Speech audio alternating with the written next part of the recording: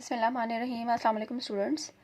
Today our topic is the speed of reading and how can we increase our reading speed. Question number 3 is how can we increase our reading speed. Rashid Minhas ने जो अपने भाइयों को letters लिखे थे उसमें उन्होंने रीडिंग की इम्पोर्टेंस बताई थी, ठीक है.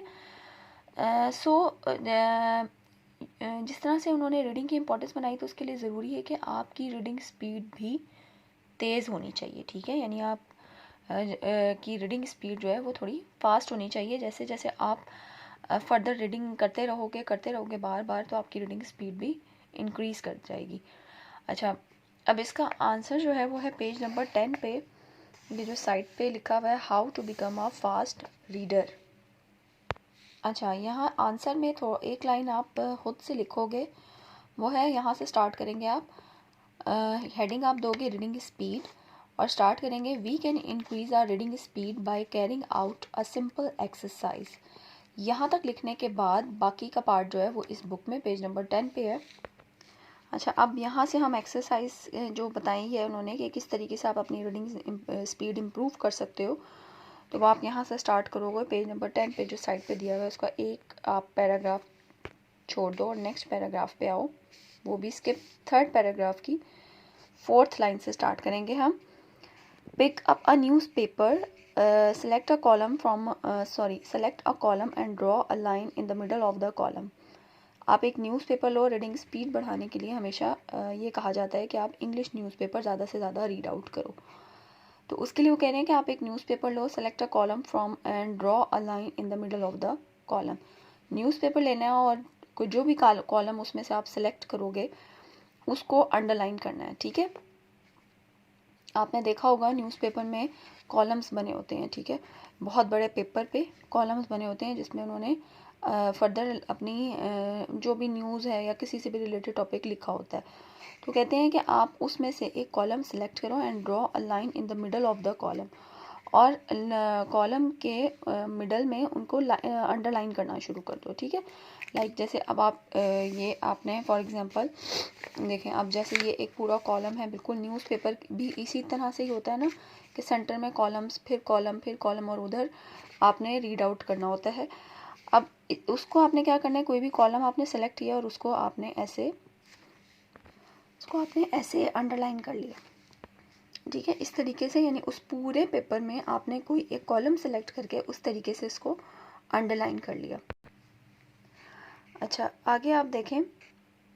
Now try to read only the word touch by the line. फिर आपने वही वर्ड्स पढ़ने हैं जो उन लाइन को टच कर रहे हैं, यानी आप एक तरह से हाईलाइट कर रहे हो उस पार्ट को जो आपने रीड आउट करना है, ठीक है, जो आप रीडिंग के लिए सेलेक्ट कर रहे हो.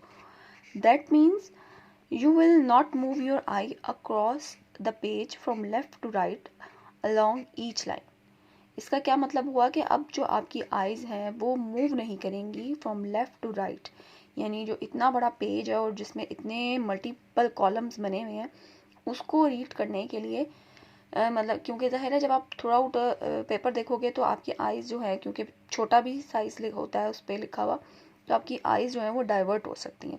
तो अब क्या होगा, इस तरीके से जब आप इस तरीके से अंडरलाइन कर लोगे तो आपकी आईज़ जो हैं वो उस पार्ट को फोकस करेंगी बजाय इसके कि वो इधर से उधर मूव करें. Instead you will move your glance vertically. यानी अब उसके बावजूद यानी अगर आप इस तरह से करोगे तो आपकी आईज़ इधर उधर मूव नहीं करेंगी बल्कि उसकी बजाय क्या होगा, वर्टिकली ग्लांस, यानी जो आपकी आईज़ हैं वर्टिकली ग्लांस को उस पर फोकस करेंगी. अच्छा, ये आप कट कर दोगे. Let me want you right now, ये कट कर दो, फिर यहाँ से स्टार्ट करो.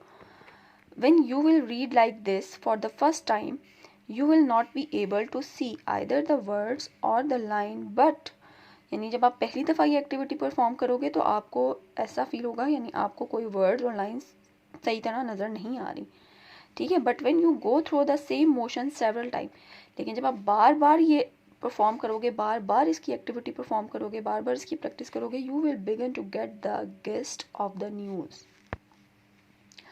तो गेस्ट कहते हैं समरी को. यानी इसके बाद क्या होगा कि जब आप कंटिन्यूली एक्टिविटी बार बार परफॉर्म करोगे तो उसके बाद इवन आप इस काबिल हो जाओगे कि न्यूज़पेपर में जो कॉलम आपने सेलेक्ट किया या थ्रू आउट जो भी पार्ट आप उसमें से पढ़ते हो आप उसकी समरी को समझ सकोगे, यानी वो आपसे क्या बात कह रहा है. Within a few weeks of practice, you will notice that you are comprehending around 70% of the text. यानी जब आप ये एक्टिविटी बार बार परफॉर्म करोगे तो आफ्टर फ्यू वीक्स आप ये नोट करोगे कि अब आप जो हो तक उसका कंप्रीहेंडिंग मतलब उसको समझ सकते हो 70%। जितना टेक्स्ट लिखा हुआ है उसका 70% मवाद जो है वो आप समझ सकते हो कि वो क्या बात कर रहा है। ठीक है, तो ये है एक्टिविटी जो उन्होंने किसके लिए आपको बताई है, रीडिंग स्पीड को इम्प्रूव करने के लिए।